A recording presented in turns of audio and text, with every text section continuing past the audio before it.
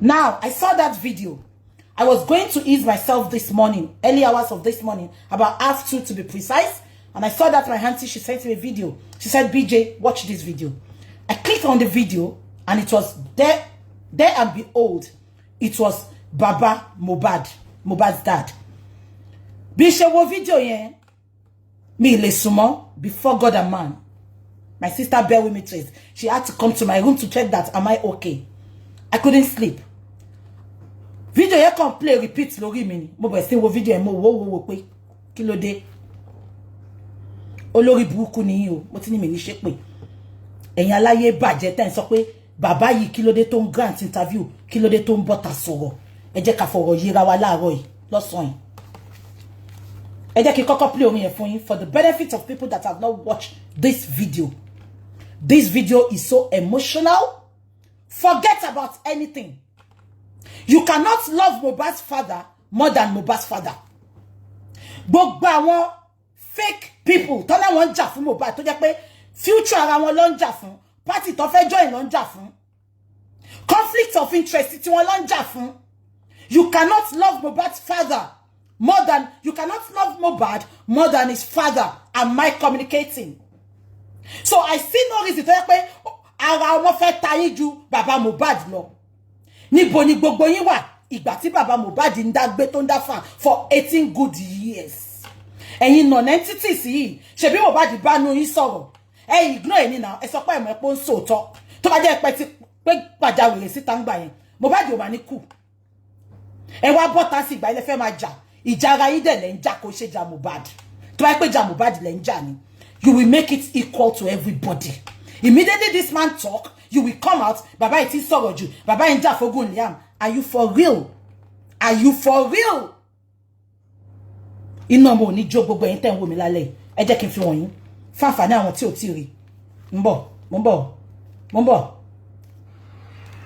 màá ti fi ń gbógun tì mí Ọlọ́run ni ọmọ tí mo fàánú rẹ̀ bí ayé màmá ti fi ń pa mí lẹ́kún wọ́n ti jojú ìmọ́lẹ̀ nínú ayé wọ́n màmá tún fẹ́ jòkú ẹ̀ o Ọlọ́run ènìyàn ni mí èmi ọmọ lágbára. Wàá kó wá rọ̀ mí lọ́wọ́. Ayé má bà yẹ̀yẹ́ mi. Wàá kó wá gbèjà mi jà o. Wàá kó wá rọ̀ mí lọ́wọ́ o. Ènìyàn ni mí. Èmi ò lágbára. A dá fún yín bàbá mi. Mo ti sọ fún yín. Kọ́lọ́n fún mi ṣe. Nǹkan tí mo bá jò lè ṣe máa ṣe fún yín. Yes. Let's start. I saw that music, that video. I was crying.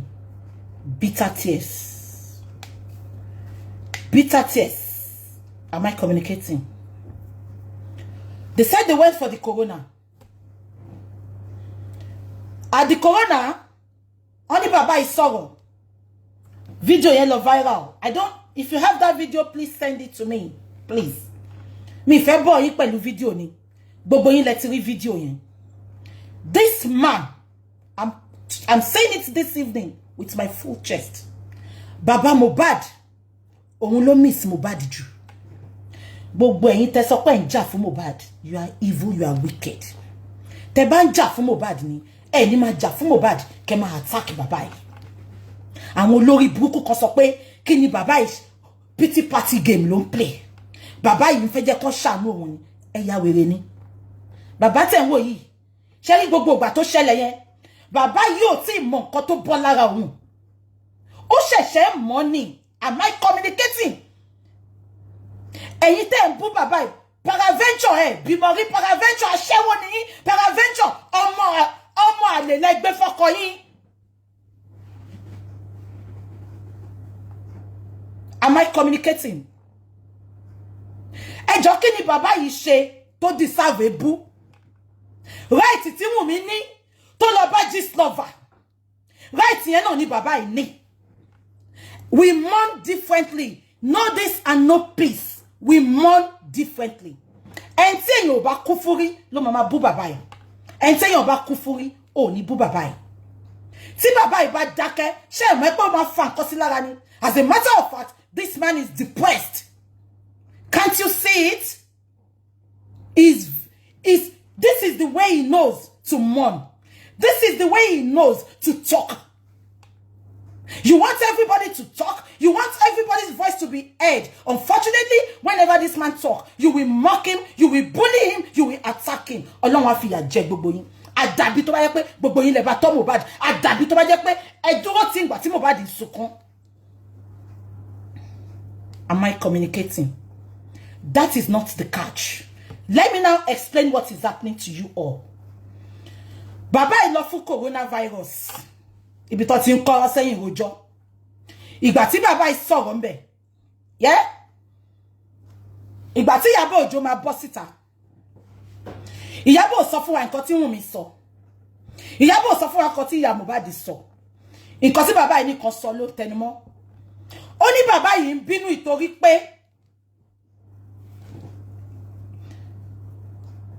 Mohbad ó ra ilẹ̀ lórúkọ Liam. Ẹ bá mi dìímú sọ́wọ́ tún. Iyabo ṣé kò tó bínú. Iyabo ṣé kò tó bínú. Abiyamọ ni gbogbo wa. This man has been grieving láti ìjọ́ tí Mohbad ti ń fẹjọ́ Wunmi sùn bàbá yìí. Àwa wí tán wọ́n sọ pé bàbá yìí ń parọ́. Ọlọ́run á fìyà jẹ yín just to manipulate people, just to make people hate this man. Ṣé fẹ́ gbọ́? Tẹ́ bá hate bàbá yìí, Ọlọ́run ò hate ẹ. Àwa kan ta dẹ̀ mọ́tọ́ à hate ẹ. Am I communicating? Bàbá yìí sọ pé òun hate Wunmi. Ó tó kó sọ bẹ́ẹ̀. Ẹ mọ̀ nǹkan tí bàbá yìí ti ń gbé sínú ni. Ẹ mọ̀ nǹkan tọ́mọ ẹ ti sọ fún ni. Ẹ mọ̀ nǹkan tóun gangan ti fojú ẹ̀ rí ni. Ọmọ tí wàá kú. Ẹ wá sọ pé ó bí Liam kan. Tell me your fuckeries until DNA is done. Tó bá ṣe DNA lẹ́ni, tó ní Mohbad ló lọ́mọ.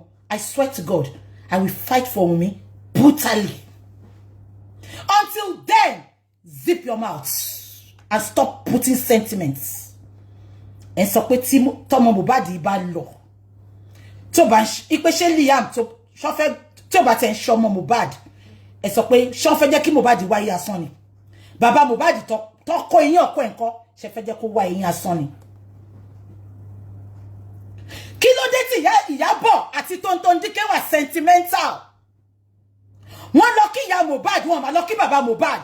What is happening on the ground? Come out, come and explain to us. They are both parents. They are both Mohbad's parents. They are both money. They went to Mohbad's father. They went to Mohbad's mother. They did everything with Mohbad and Wunmi, but they are abandoning this lady. Iyabo, if you really want to fight for justice, you have to be neutral. Mo gbọ́ statement ẹ̀ kan náà tó sọ pé Wunmi ò wẹ̀ fọ́jọ́ méje. Ṣé bọ́ sọ fún ẹni ṣó wà ńbẹ̀ ni. Ó bá wọn gbé náà. Iyabo wá sọ pé inú bí bàbá Mohbad ìtorí Mohbad ra ilẹ̀ lórúkọ Liam. Ṣé kí n ṣọ́kì? Ṣé wọ́n ti pé bàbá yìí? Ẹ jẹ́ ká kọ́kọ́ gbé sẹ́yìn pé bàbá yìí they are from nothing. Wọ́n ní nǹkan kan.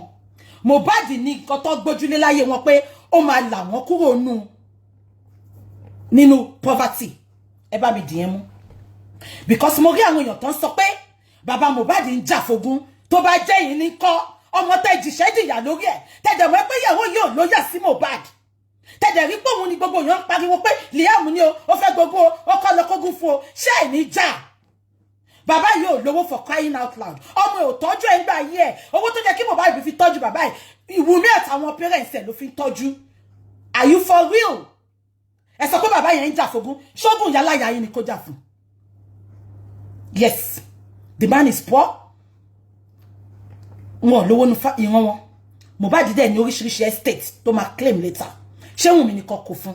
Mo béèrè lọ́wọ́ yín ni. Ṣé Wunmi ni kó kó fún? Because bàbá yìí ó ń sọ gbogbo nǹkan tó wà nínú ẹ̀. Ẹ fọwọ́ parẹ́, ẹ fẹ́ gbóhùn ẹ̀.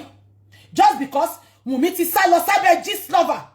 Ọkọ ẹ̀ kú, gist lover lẹ sáré lọ bá, lẹ fún ní pictures, lẹ fún ní everything. Wunmi, if you don't have a skeleton in your cupboard, your husband died. You put up 8 updates.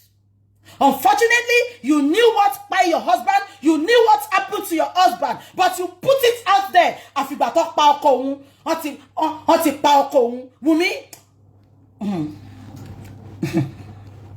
Tó bá lọ́wọ́ nu kú Mohbad Wunmi.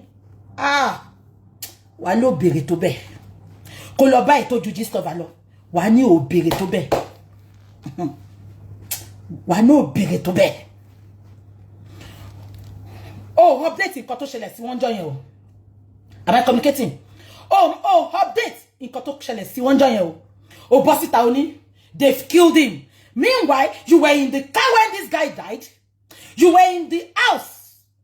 Ọlọ́run á fìyà jẹ gbogbo yín. Ẹ má bá mi dìímú o. Ẹ má gbọ́. Bàbá yìí, ẹ má gbọ́ o. Ìgbà tí Mohbad kú, mi fẹ́ máa play video ní kí n má bọ̀ yín. Wọ́n sọ pé ìgbà tí bàbá yìí kú, ṣé ń gbọ́ mi? Wọ́n sọ pé ìgbà tí bàbá yìí kú, even if the man is interested in the property, ọmọ ẹ̀ ti kú. Àgbójúlé ẹ̀ ti kú, ṣé Wunmi ní kó gba property ni? Is interested in the property. Fair enough. Ṣé property yín ni? Ṣé Wunmi ní kó kó fún ni? Tó bá yẹ pé ọmọ tó wà lọ́wọ́ ẹ̀ kò ṣe ọmọ Mohbad ńkọ́. Property ẹ̀ ni, ọmọ ẹ̀ ni. Ibo ni Wunmi àti ìyá ẹ̀ wà?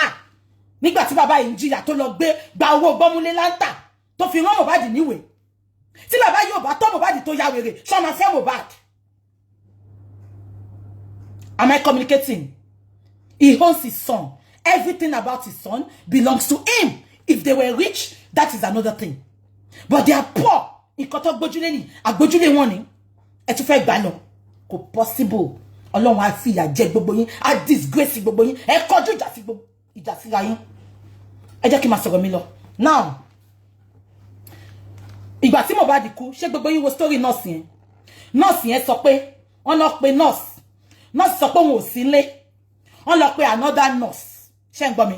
Gbogbo yẹn bá mi máa di ọ̀rọ̀ yín mo. Kò sẹ́ni tó sọ ọ̀rọ̀ yẹn o. Bàbá Mohbad lè ń attack. Tó bá ti sọ nǹkan tó apply mọ́ tó applicable sí Wunmi. Gbogbo yín máa protect ẹ̀. Why are you protecting him? Tá bá máa sọ wá ní women supporting women. Women supporting my fault.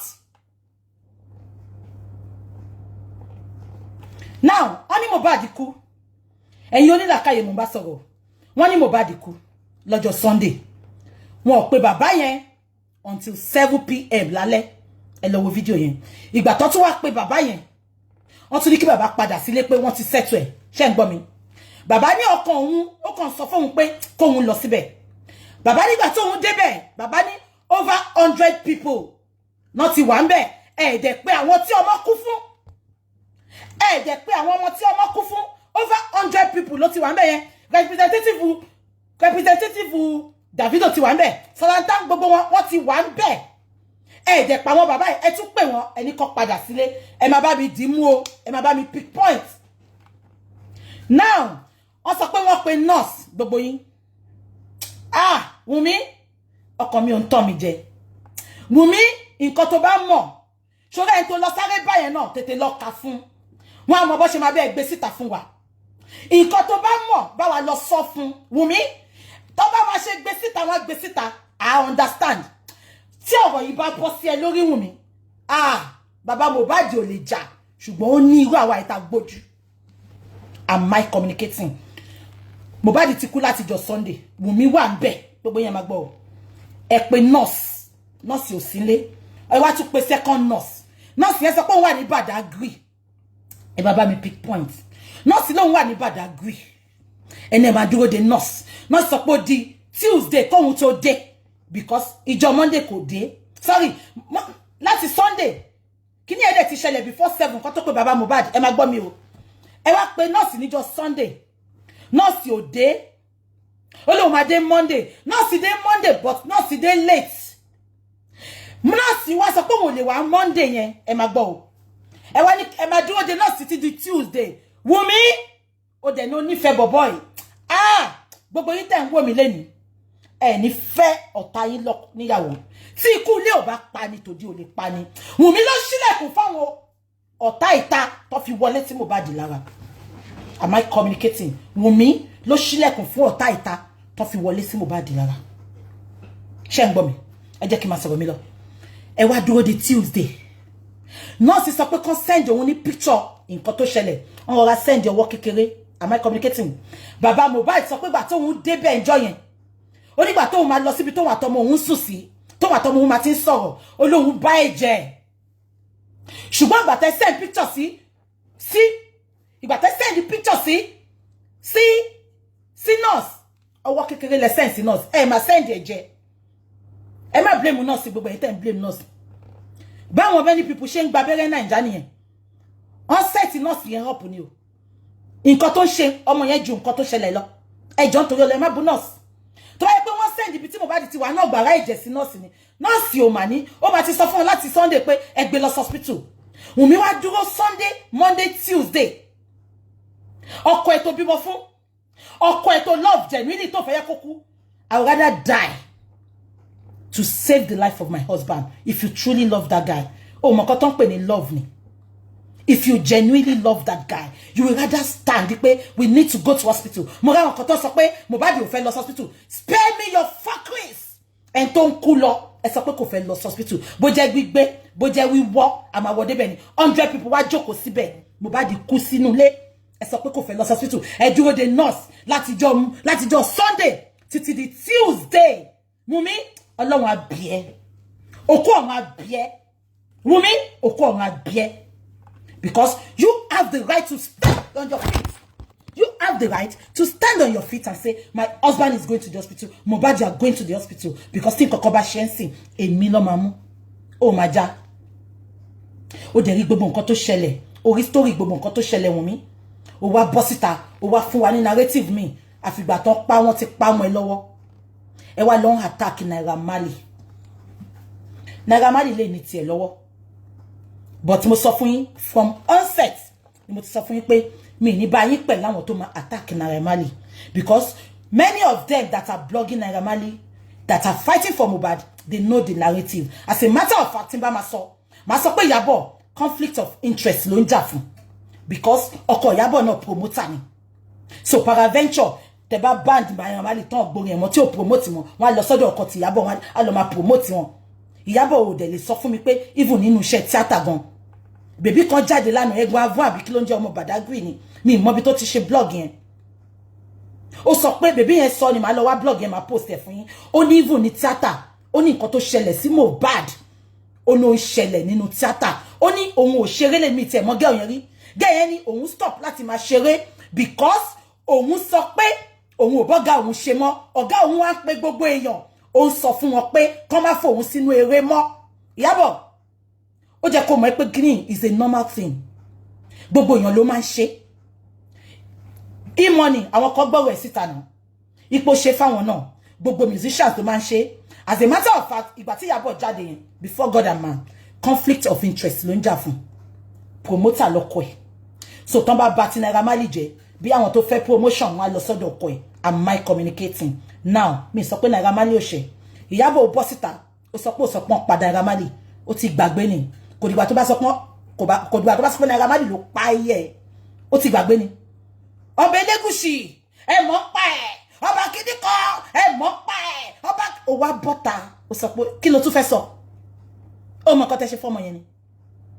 Naira Marley lè ní tiẹ̀ lọ́wọ́ ẹ má ṣì mí gbọ́. Naira Marley náà ṣé ń gbọ́ mi. Ìyá Naira Marley àdúrà ló fi débi tó dé yẹn náà. Naira Marley gbogbo yín náà sọ 120 times ló mú ní ìlú yìí ipò commit crime. Àdúrà náà ni ìyá ẹ̀ fi gbé kúrò lórí street. Ẹ wá dúró pé tí ẹ máa bàjẹ́ ni o kọ́ máa gbórin ẹ̀ ń ṣeré. Tí n bá pè orin Naira Marley ẹ̀ tó bá bí dánú yàrá yá yín kó wá bá mi. Ẹ sọ bí ẹ̀yin lẹ́ra dátà fún mi ẹ̀yin ìka. Ṣé rọ́wọ́ Naira Marley bẹ́ẹ̀? Ẹ ti mọ kú tó pa náà. Ẹ ti mọ̀ ẹ́ pàṣírí tí ń tú. Ẹ wá sọ pé Naira Marley ló pa o. Èyí solo yẹn náà ẹlẹ́nu fífẹ̀ bí gbá wàrà. Ìyẹn náà bọ́ta you might not get justice because it's not justice directly and indirectly. Ẹ mà ti báyé Naira Marley jẹ́ Ọlọ́run máa gbà fún yín ni. Ẹ mà ti blacklist ọmọ yẹn Ọlọ́run máa gbà fún yín ni. Ẹ wá ń dáhùn ẹ wá ń sọ bí o tẹ̀ ṣe òun ló pa ó búlì ẹ̀ gbogbo yín tí mo wò Iyabo jẹ́ bring brain ẹ back Iyabo. Ṣé wọ́n ti ìgbà tí ọmọ tó ń bẹ ṣiṣẹ́ kan báyìí tó ra mọ́tò fún ṣé wọ́n ti mi mọ́rúkọ ọmọ yẹn your sales girl then tó ra mọ́tò fún am I communicating? Ṣé wọ́n ti pọ́ ọmọ yẹn o tọ́jú ẹ̀ according to you èmi ò ń wò yín because èmi ò lè bá gbogbo yín ṣọ̀rọ̀ ẹ̀yin ọmọ tíátà yìí tí bá kàn gbèjà gbogbo yín mo kàn máa gbèjà yín mo dẹ̀ mọ àwọn tó lórí pípé nínú gbogbo yín I cannot mingle with you all because ìkànnì yín àjẹ́ ní gbogbo yín aṣẹ́wó ní olóbò pẹ́ẹ́lí ní yín. Am I communicating? Ẹ jẹ́ kí n máa sọ̀rọ̀. Iyabo ṣó wọ́n tí ìgbà tí ó gba sales girl Iyabo ṣó wọ́n tí ìgbà tó gba sales girl tó tí girl yẹn serve gan tó yẹ pé sales girl yẹn tó sọ pé ló ń rojọ́ fún Tosin mi mọ orúkọ Tosin yẹn mọ́ ṣe rántí Iyabo ṣó rántí okay bó ṣe wá take care sales girls yẹn tó ó wá fẹ́ máa lọ mi mọ nǹkan tó fàjà yín ìjà ṣàṣẹlẹ̀ wọ́n sọ pé ó jí owó. Am I communicating? Iyabo bí wọ́n ṣe rí sígbà yẹn bójú o búlé ọmọ yẹn because ọmọ yẹn náà rojọ́ ń gbà yẹn pé ó ṣe nǹkan kan mi ìrántí mọ́ kí ọmọ yẹn náà kó wá bọ́ta lọ́la kó sọ pé Iyabo búlì mi o Iyabo ṣe nǹkan kan Iyabo between myself and you ìgbà tọ́mọ yẹn fẹ́ lọ kò lè dùn mẹ́nu kó lọ because o invest sínú ọmọ yìí o ṣe gbogbo ẹ̀ sínú ọmọ yìí but ọmọ yẹn sọ pé òun fẹ́ lọ kò síbi tọ́mọ yẹn lè dé lọ́la wàá máa sọ fún àyàn pé ẹ má gbà o lè ní o lè sọ pé ò bàjẹ́ náà. Am I communicating? Ẹ wá attack Mohbad sorry ẹ wá attack Naira Marley ló pa o Naira Marley ló pa o ẹ má gbórin o ẹ má gbórin o ẹ má gbórin o kí ló dé ẹ ti pa Naira Marley sára ẹ ti pa sára ẹ sọ pé yẹn tí ò bá tiẹ̀ ṣe ó ń búlì ẹ bọ́ síta Iyabo jẹ́ kí ọkọ ẹ bọ́ síta kó sọ fún mi pé nǹkan tí Naira Marley ṣe fún Mohbad ọkọ ẹ náà ti ṣe fún yàn rí èyàn ò fẹ́ lọ́lọ́ àbí ọkọ ẹ kọ́kọ́ ẹ sọ pé kó má lọ àbí kán pera wọn pé má fún níṣẹ́ o ọ̀dọ̀ mi ló ti kúrò ó ń ṣẹlẹ̀ is a normal way of life within the music and the acting industry. So don't use Naira Marley's situation as a scapegoat. Ẹ bá mi tún di yẹn mú. Now ẹ jẹ́ ká máa sọ̀rọ̀ lọ. Iyabo wá bọ́ta ó sọ pé òun sọ pé Naira Marley ló pa gbogbo nǹkan tó ṣe ń jọ Iyabo kò dìgbà tó bá sọ pé èèyàn kan ló pa èèyàn kan àwọn nǹkan tó ṣe yẹn ó ti sọ that is another thing. Now Baba Mohbad wá jáde ẹ wá ń ṣe is granting interview ṣé ẹ mọ̀ pé tí Baba Mohbad ò bá grant interview ó lè pa ẹ mọ̀ pé Baba Mohbad kò sunkún síta ó ń sunkún sínú ni òun ni náà mọ́ jò ṣé Wunmi tó jẹ́ pé jọ́tọ̀kọ ẹ̀ kú Wunmi ti put 8 posts nobody can replace you Wunmi was thinking about replacement níjọ́ tí Mohbad kú ṣó tiẹ̀ jẹ́ kí Wunmi mọ bí tí phone wà I keep on saying it ẹni tí ọkọ ẹ̀ kú Wunmi can replace Mohbad within a twinkle of an eye but let me shock you now àwọn people yìí nínú ọmọ joju ẹ gbàgbé Wunmi àti Liam Wunmi máa fẹ́ ọkọ mi Wunmi Liam máa ní bàbá tí Wunmi bá fẹ́ ọkọ mi ṣé nǹkan tí mo sọ yìí bàbá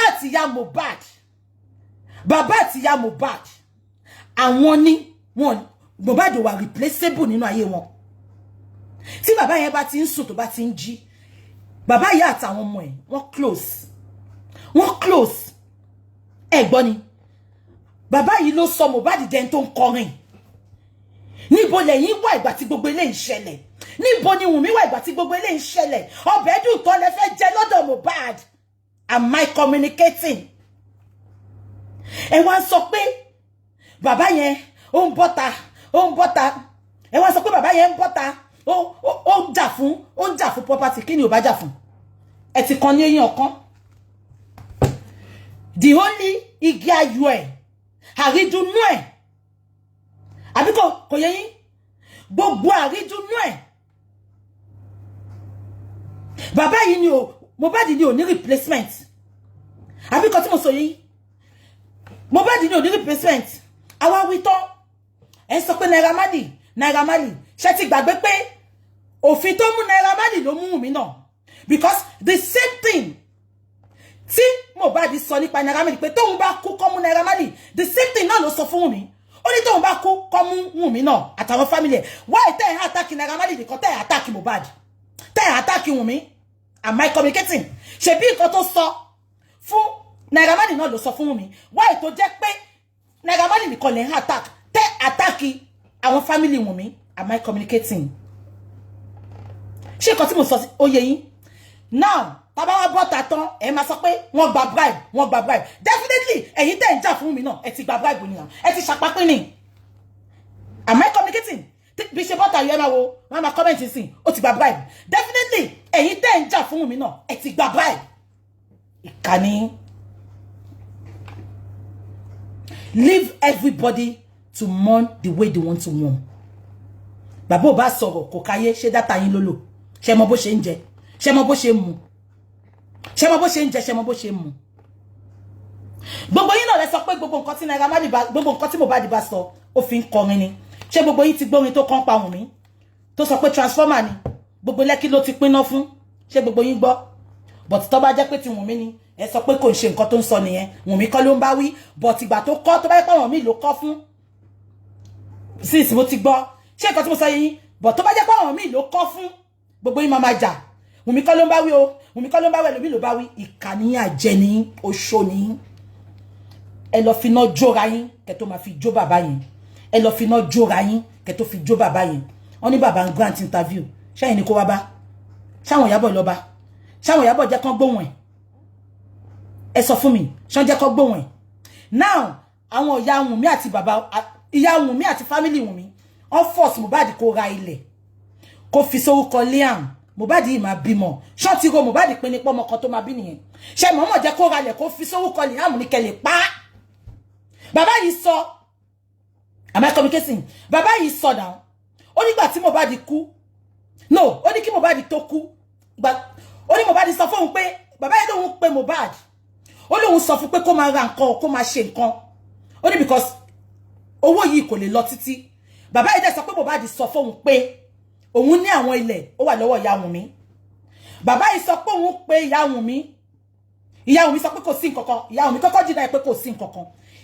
Ìgbà tí pressure pọ̀, ìyá Wunmi sọ pé lẹ́ẹ̀kan ló ní ilẹ̀ yẹn lọ sí Mohbad sí. Am I communicating? Ìyá tó sọ pé kò ní nǹkan kan yìí. Inú àkáǹtì Wunmi máa lọ sọ pé wọ́n sanwó Mohbad sí. Ìyá tó sọ pé kò sí nǹkan kan yìí. Ṣé àmọ́ ẹgbẹ́ gbọ́n Wunmi ó ti bẹ́ẹ̀ tán sìn. Mo ń bọ̀, ẹ jẹ́ sáré block ẹnìkan. Mo ń bọ̀. Block. Ṣé nǹkan tí mo sọ yé yín? Ẹ̀gbọ́n Wunmi àti Wunmi máa ti ń jà. Aláṣìírí máa tú. Gbogbo àwọn tó bá wà ń jẹ ọ̀rọ̀ yìí wọ́n ní nísinmi. Òkú Mohbad ò ní fi wọ́n sílẹ̀ lọ́rùn àfi tẹ́ bá bọ́ta gbogbo yín kẹ́ sọ nǹkan tẹ́ mọ̀.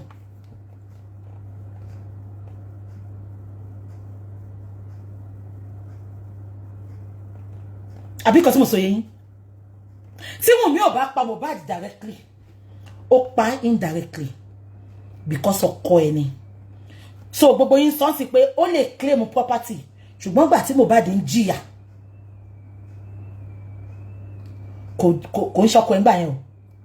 Mọ́mọ́ yẹn sọ pé aṣọ tí mo ní kó má fi sí mi lórí ló fi sí mi lórí ṣó fẹ́ pa mí ni. Ó ní tí n bá kú ìwọ àtàwọn family ẹ̀ ní nísinmi. Òun ló ṣẹlẹ̀ sí Wunmi sìn yìí.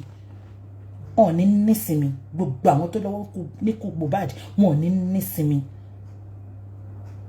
Gbogbo èèyàn kan wọn, gbogbo àrídùnnú nú ọmọ wọn, wọ́n á lọ síbi tí Mohbad lọ. Gbogbo àwọn tó bá lọ́wọ́ kú nínú kú Mohbad.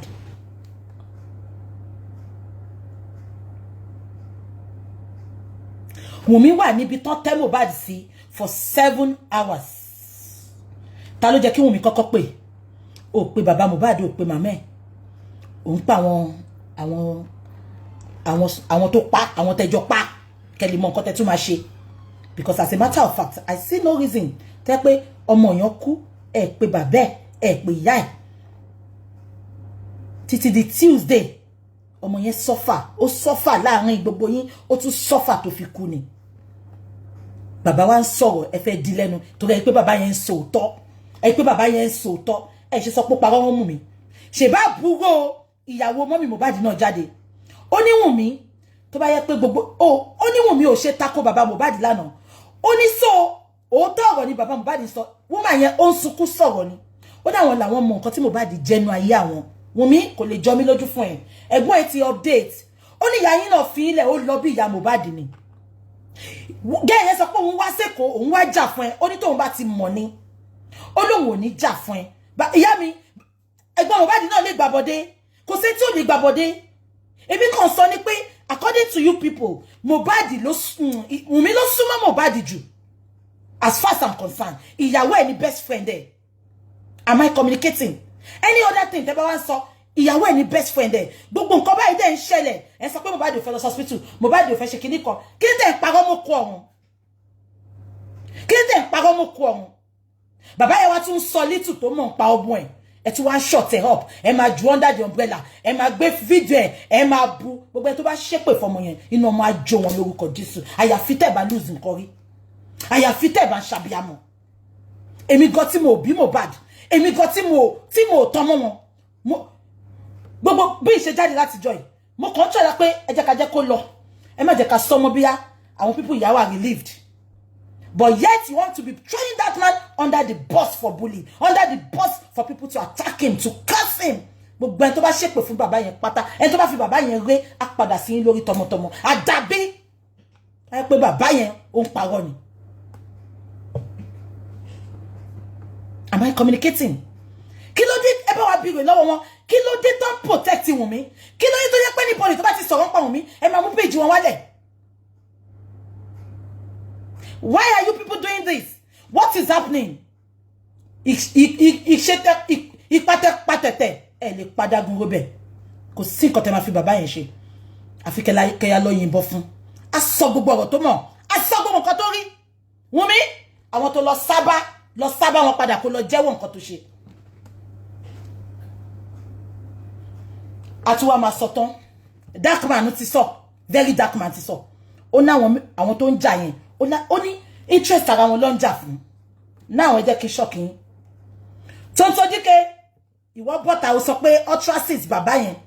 Tonto Dike coming out from you ìwọ abiyamọ mother that your baby's father wanted to support, to be supporting his son, you block him off. You too, you are talking about Mohbad's father. Tonto Dike ìwọ náà sọ̀rọ̀, ìwọ ọ̀dàlẹ̀, ìwọ traitor, ìwọ betrayer.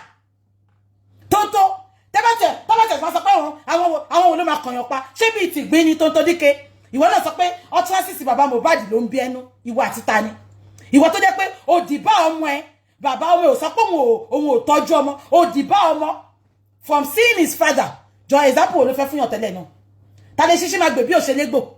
Am I communicating? ìwọ náà condemn Mohbad's father but Wunmi can talk. Wunmi's sister can talk. Iyabo can talk for Wunmi. Nobody is going to this man. Nobody is going to this man to even console him. Mọ̀ pé yẹn lásán gan ẹ ti pa bàbá yẹn sáyé. Indirectly ẹ sọ fún bàbá yẹn pé òun ló pa ọmọ ẹ̀. Tonto Dike ìwọ náà sọ̀rọ̀. Ìwọ ọ̀dàlẹ̀, ìwọ betrayer. Ó sáré jump ó lọ bá. Ṣé wọ́n ti pé Jackman sọ? Ó sọ pé wọ́n ń jà fún political interest ni. A sọ pé nu bọ̀bọ́ yẹn rùn. Kí ló wá ṣẹlẹ̀? Ẹ jẹ́ kí n sọ bó ṣe ṣẹlẹ̀ fún yín. Ṣé rí bọ̀bọ́ sex toy shop tó ti yọ́ sí yẹn? Ṣé gbogbo yín rántí? Àṣé ó ní problem nínú APC ńgbà yẹn tó yín fà lọ́wọ́ ìtorí ẹ̀ ló ṣe ń tẹ̀lé wọn lọ tó ń gbèjà tó sọ pé we will see to the end of this matter. Ó ti bá Tonto Dike sọ̀rọ̀ wọn mọ̀ nǹkan tó ń jà fún. Ó mọ̀ mú bọ̀bọ́ yẹn wá sínú péjì yẹn kí gbogbo yín lè like bọ̀bọ́ yẹn so that if anything happens wọ́n ti rí yín náà pé ilẹ̀ máa ń jà kiri. Ẹ lè jà fún bọ̀bọ́ yẹn. Tonto Dike mọ̀ nǹkan tó ń ṣe from the onset.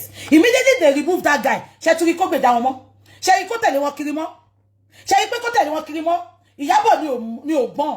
Ṣé rí pé mo sọ láti bẹ̀rẹ̀ mo ní kí ni Iyabo kí ló dé tí ò ṣe dájàjà tó ń fa Tonto Dike mọ́ra. Tonto Dike is a betrayer. She's a traitor.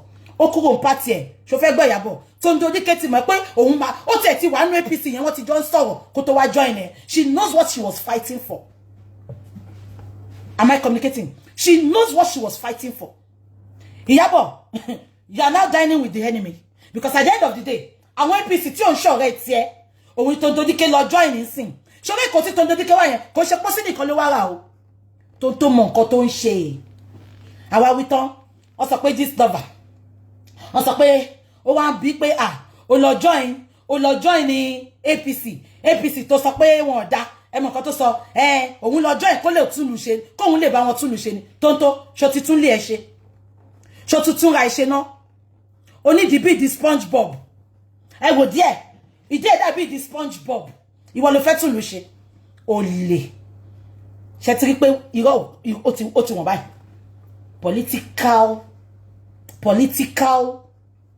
Political kíní wọn ló ń jà fún. Am I communicating? Now, ẹ sọ fún mi. Iyabo tó sọ pé kó san owó insurance. Àwọn màní Tonto Dike lọ bá ń sìn yìí. Báwo ni ìjà yẹn ṣe fẹ́ ṣẹlẹ̀? Báwo ló fẹ́ ṣẹlẹ̀? Ẹ̀rín jọ ẹnu wa dákẹ́. Òun ò kò lè sọ̀rọ̀ mọ́. ó ti jẹ́ dodo kò lè so dodo ó lóun fẹ́ lọ jà fúnlù ó sì lọ gba refund lọ́wọ́ àwọn tó ṣe díẹ̀ torí díẹ̀ ó dàbí ti SpongeBob ni ṣé mo SpongeBob ẹ jẹ́ fi wọ̀n ó dàbí àwọn ti Nàìjíríà mọ SpongeBob ẹ wá ń bú bàbá Mohbad ṣé lọ kí bàbá Mohbad Iyabo ṣé lọ kí mo bọ̀ SpongeBob has suffered mo bọ̀ kí ni mo tún fẹ́ sọ ná ẹni sùúrù ṣé nǹkan tí mo sọ yé yín àbí nǹkan tí mo sọ yé yín thank you sis ṣé nǹkan tí mo sọ yé yín Iyabo mo sọ fún ìjọsìn mo ní Iyabo dájàjà yìí ọmọ tó lọ mú lẹ́yìn yìí ó máa bà gbogbo nǹkan jẹ́ now àwọn tó fún Iyabo ní 18 million àwọn màá ló lọ bá ṣọ̀rẹ́ Tondodike ẹwẹ Tondodike yẹn ń jà fún justice ìwọ ọbàyé jẹ́ jàtijàti ìwọ náà ń jà fún justice ìwọ sọ nǹkan tí Naira Marley ṣe fún ẹ ṣó dú ẹ tí ò fún ẹ lówó ni ẹ̀yin ìka téèyàn bá ti ṣẹ̀yìn máa wá opportunity ìjọ tẹ máa come for them tí nǹkan bá wá ṣẹlẹ̀ come for them ni ẹ come for them anyway kí ni mo fẹ́ sọ ẹjọ́ torí Ọlọ́run ẹ fi bàbá Mohbad sílẹ̀ ẹjọ́ torí Ọlọ́run bàbá Mohbad ẹ lè má èmi tí nǹkan tí mo sọ pé máa ṣe fún bàbá Mohbad mo ti ń ṣe mi tẹ̀ wá dúró kán dájọ́ mọ́ mo ti ń ṣe bí ṣe tẹ̀ ṣe wáyé mi bá wọn sọ̀rọ̀ mi bá bàbá Mohbad sọ̀rọ̀ up now because mi fẹ́ kó dàbí pé ìtòrò ó ń ṣe nǹkan fún bàbá Mohbad ló ṣe ń bá wọn sọ̀rọ̀ ló ṣe ń take advantage. I don't take advantage of people especially when people are in their darkest time. Am I communicating? Ẹjọ́ torí Ọlọ́run fi bàbá Mohbad sílẹ̀ nǹkan tó mú yín tẹ̀lé attack Wunmi òfin yẹn náà ló mú yín kẹ́ fi bàbá Mohbad sílẹ̀ let him talk let him grant interview that is how he can put out his grief because ẹ jẹ́ sọ fún yín tí nǹkan burúkú bá ṣẹlẹ̀ síyàn tó bá dákẹ́ ó lè yà ń wèrè ó lè kú ṣé ń gbọ́ mi bàbá Mohbad sọ pé òun ètì Wunmi ó tó kó sọ bẹ́ẹ̀ òun lórí nǹkan yẹn àwọn òde bẹ́ẹ̀ òun ló ti wà pẹ̀lú wọn látijọ́ yìí bàbá Mohbad ló ti wà pẹ̀lú wọn látijọ́ yìí òun lórí gbogbo nǹkan tọ́mọ ẹ̀ rí tọ́mọ ẹ̀ sọ fún bàbá Mohbad and his son they are best of pals they are best of pals. So you coming out now to say he's talking too much? Are you for real? Are you for real? Ṣé ni kò bá sọ̀rọ̀? Ìgbà táwọn Iyabo lọ bá tó fún náà the opportunity tó lucky. Ìkàlẹ̀ ṣe yẹn o. Ó ti show pé ẹ wà bias. Ó ti show pé ẹ wà bias. Ó ti show pé ẹ wà sentimental. And then wá justice. You cannot get justice. You cannot get justice. You can't. You cannot. If you continue like this, you cannot get justice. You have to be neutral, irrespective of what will happen. Bàbá tí wá sọ̀rọ̀, ẹ ṣá ń pohùn má gogo lẹ́nu, ẹ fẹ́ yẹ kó gbóhùn bàbá yẹn, ẹ fẹ́ yẹ kí bàbá yẹn sọ̀rọ̀. That is the way he can bring, he can, bàbá yẹn, ẹ wá sọ pé ẹ mọ́nu Mohbad, ṣé tún fẹ́ pa bàbá yẹn? Ẹ fẹ́ pa, ẹ wò bàbá yẹn ò kí ń rí nǹkan tẹ́ nǹkan. Àbúrò Mohbad wà ń bẹ̀, bàbá ẹ̀ wà ń bẹ̀, àwọn àbúrò ẹ̀ méjì wà ń bẹ̀. Wọ́n need the help. Ẹ wá sọ pé ó ń jà fógún ṣé kí Wunmi tún kó gbogbo ogún kó máa kó lọ ó máa lọ fẹ́kùnrin mi Liam mama ní bàbá mi bàbá ẹ̀ máa ló lose ìyá Mohbad máa ló lose àwọn máa náà nẹ́ẹ̀ tó máa replace Mohbad mọ́ igi àkọ́ṣẹ́ wọn kí tó gbójúlé ẹ̀ tó believe pé ó máa yọ̀wọ́ kúrò níṣẹ́ òun máa ló ti kú yẹn ìyá Mohbad ìyá Wunmi ẹ̀jẹ̀ ìyẹn dákẹ́ láti jọ kò lè dùn mí fún owó ìyá gbọ̀n lọ́mọ máa hàn gbàtẹ́ ẹ pẹ́ sọ pé òun náà ó fi lọ ka page ẹ̀gbọ́n ẹ̀ ti update ẹgbẹ́ ẹ̀ ti update ó ti ń ta sí wọn dàbí ìjà ti ṣẹlẹ̀ ìjà ti ṣẹlẹ̀ láàrin gbogbo wọn spirit Mohbad ò ní jẹ́ kán nísinmi kò ní jẹ́ kán nísinmi ẹ̀jẹ̀ ṣe pé bàbá yẹn ń sọ̀rọ̀ ó ń grant interview ó lè ní ó jà fún property ṣé property ìyálà jà yín ni abẹ́yìn lẹ ṣiṣẹ́ fún ṣẹ́yìn lẹ ṣiṣẹ́ fún ṣẹ́yìn lẹ ṣiṣẹ́ fún so kí Wunmi pẹ̀lú gbogbo ìṣekúṣe tó ṣe Mohbad yẹn kó tún gbé gbogbo property kó tún máa gbé lọ ìkànnì àbúrò Mohbad iṣẹ́ tẹ́lọ̀ lọ sọ pé ó ń ṣe ní gbẹ̀rẹ̀gbẹ̀rẹ̀ nínú Ìkòròdú tó wà yẹn kò ìlàlùyọ àwọn méjì wà lọ́wọ́ wọn gbogbo ìyà tí bàbá ẹ̀ jẹ owó gbọ́múlé láńtà tí bàbá ẹ̀ gbà ìbólẹ̀ wà ń gbà yẹn ṣe rántí pé ìtò wọn fẹ́ pa Mohbad náà wọ́n ṣe sọ pé ṣe rántí pé ẹ̀gbọ́n Wunmi kọ́kọ́ jáde tó sọ pé Mohbad ní brain touch ọmọlọ́mọ ṣe rí pọ́n tí ń gbìmọ̀ pọ̀ pọ́n ti fẹ́ pa tipẹ́ wọ́n kàn wo best time ni Wunmi lọ sọ fáwọn tó wọn ń ṣe ẹyẹ kí n sọ kọ́ tó ṣẹlẹ̀ fún yín tó bá yẹ pé mọ̀ ẹ́ pé bí kú Mohbad ṣe bá turn out ni wàláhì wọn ò ní ṣe ẹbí mi pé wáyé ṣe pé ti believe pé gbogbo help cry for help tí Mohbad ń cry láti joy ṣe pé wọ́n believe pé àwọn èèyàn ò dá lóhùn so wọ́n ti wò pé àwọn tún máa pa gbé wọ́n ti wò pé àwọn tún máa pa Mohbad gbé but wọ́n mọ̀ pé àwọn Ọlọ́run máa ń jà fún yàn bí tí ó ti Ọlọ́run máa ń dúró fún yàn bí tí ó ti séyàn ni wọ́n ti wò pé àwọn máa pa Mohbad gbé because àwọn èèyàn ò gbọ́wọ́ ẹ̀ àwọn èèyàn kọ etí ikún sọ́wọ́ ẹ̀ so wọ́n ti wò pé táwọn bá pa náà wọ́n máa pa gbé abẹ́gbọ́ Wunmi pósí tọ́wà fún Mohbad ṣé ò mọ̀ ń pa ẹ̀ ní inú pósí yẹn orí Mohbad wọ̀ náà ó máa já tá à ń sọ pé bàbá yẹn ló ra pósí bàbá yẹn ẹ sọ pé bàbá sáré lọ sí ọmọ bàbá ọ̀kẹ́ abiyamọ kì í rògbò ọmọ sójú ẹ lọ bí anybody so gbogbo non even past tense tẹ́ ẹ̀ mú tẹ́ fi attack bàbá yìí is watery ẹ wo ògo ẹ pa odindi ògo ọmọ ẹ wá ní kó dákẹ́ ẹ ní sùn ẹ jẹ́ kó bá wá àwọn family Wunmi ńbẹ̀ ẹ ná béèrè tó bẹ́ẹ̀ kí gbogbo ayé dìde tì mí mi ní gbà máa dìde máa jà mo ṣẹ́jà kò mi ẹ jẹ́ kó bọ́ta kó bá wọ́ Wunmi àtàwọn family ńbẹ̀ àbí kó bá wọ́ anybody ńbẹ̀ gbogbo ẹni tó bá wà ńbẹ̀ máa dìde ìjà tí bàbá yẹn ò lè jà máa dìde máa jà fún ṣé torí bàbá yẹn tẹ́bẹ́lẹ̀ wo bàbá yẹn gbogbo yín ẹni tó ti sí bàbá yẹn ẹni tí ò ń sọ̀rọ̀ ni because mo káwọn lórí búkú kan tó sọ pé ìgbà tí bàbá mọ̀ pé lẹ́yìn òun lọ́ọ̀fọ́ ọmọ ẹ̀ kí lẹ́yìn tí ò pariwo síta ìgbà tí Naira Marley nà ṣèbọn ọmọ gángan pariwo síta kí lẹ ṣe sí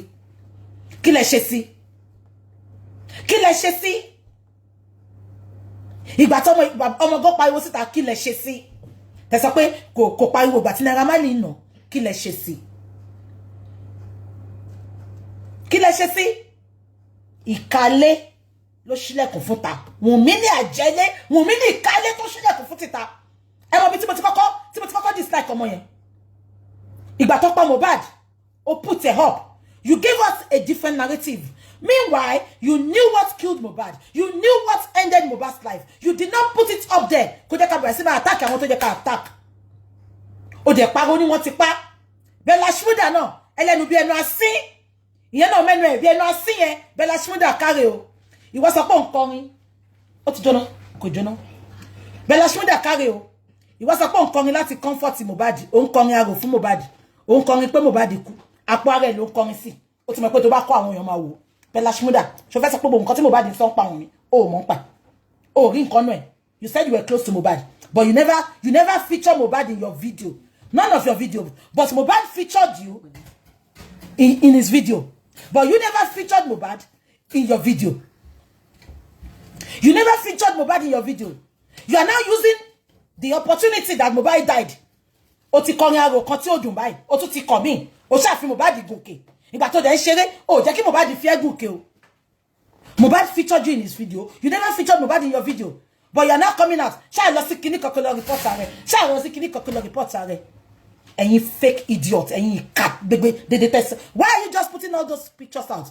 Bella Shmurda, did you not know what killed Mohbad? Definitely Wunmi ma sọ fún ẹ now. Ó wá bọ́ta ó ní wọ́n ti pa. Ìwọ náà ń ju picture síta, ó ń ju picture síta. Ẹlẹ́nu bí ẹnu asín, ó ṣẹnu gbígbẹ, bẹ́ẹ̀ tó lack vitamin C. Gbogbo àwọn ọ̀rẹ́ tó sọ̀rọ̀ àǹdẹ̀ nìkan. He was dining with the devil. He was dining with the devil. He was whining and dining with the devil. Àjẹ́ni gbogbo wọn, ìkà ní gbogbo wọn. They knew he's going to be a global celebrity to be reckoned with. Wọ́n dẹ̀ pa, wọ́n waste life ẹ̀. Ọlọ́run á fìyà jẹ yín. Ọlọ́run á fìyà jẹ yín. Anything tí bàbá Mohbad bá ṣe, ẹ fi sílẹ̀. Ẹni tó tọmọ lose, ó máa lose senses ẹ̀. Ó máa lose sense of reasoning ẹ̀. Ó máa lose a lot of things. Why is Bella Shmurda attacking Naira Marley back to back? Oh, Bella Shmurda ò lè sọ fún mi pé Wunmi ò ń bóun sọ̀rọ̀ náà. Wunmi ó máa mọ nǹkan tó ṣẹlẹ̀ náà. But they keep on, wọ́n ti pa, já lọ report rẹ̀, ṣàgbà station lọ report rẹ̀. Ẹlẹ́nu gbígbẹ, ta ló mọ̀ gbogbo yín tẹ́lẹ̀ tí ò bá ń ṣe kú Mohbad? Ta ló mọ̀ gbogbo yín? Ẹ wá fi Mohbad cash out.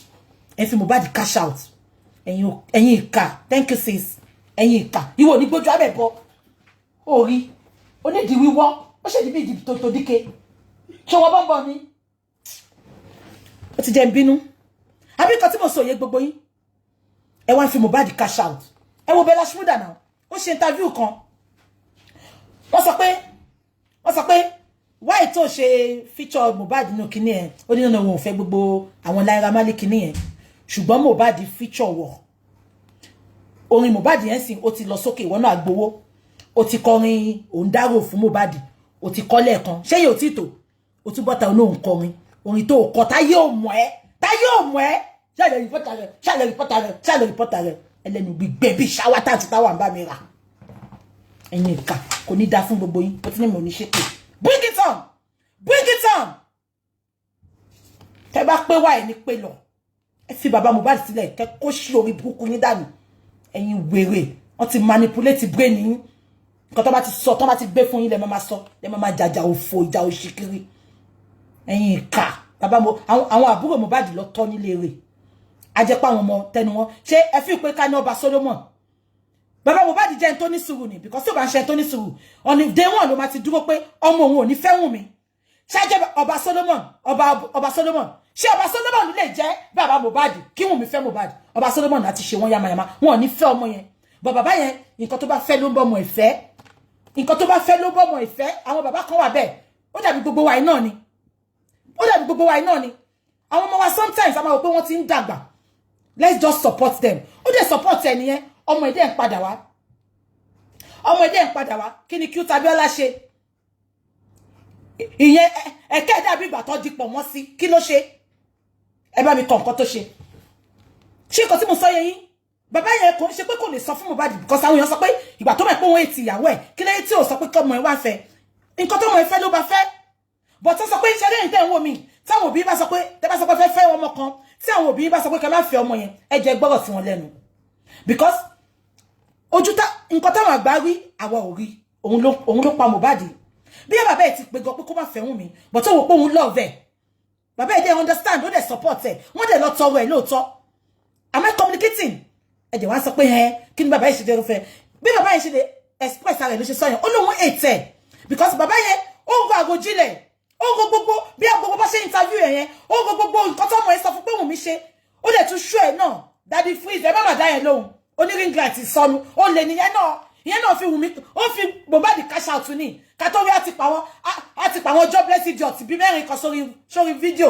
wọ́n ti máa sọ̀rọ̀ ẹ̀gbọ́n kan ṣé Daddy Freeze yẹn tiẹ̀ lẹ́ ń gbọ́ ẹ̀gbọ́n kan tó ṣe ni ṣé Daddy Freeze sọ pé kí ìyá òun àti bàbá òun tó jogún ìyàwó òun àtọmọ òun ló máa jọgbọ̀n so tó bá bí ẹ sáyé ṣé ìyàwó ẹ̀yẹn lè kò lè jọ mí lójú nǹkan tó mú first wife tó fi dialect náà nìyẹn èèyàn gbọ́dọ̀ máa wà játijàti báyìí náà kó máa bọ́ àwọn èèyàn lọ́n kiri náà kó má ṣe yamayama àwọn ni blogger Wunmi Ọlọ́run á tú gbogbo yín ká ni Ọlọ́run á tú gbogbo yín ká bí tẹ́ ti ń dáná ọwọ́ Ọlọ́run á tú yín ká.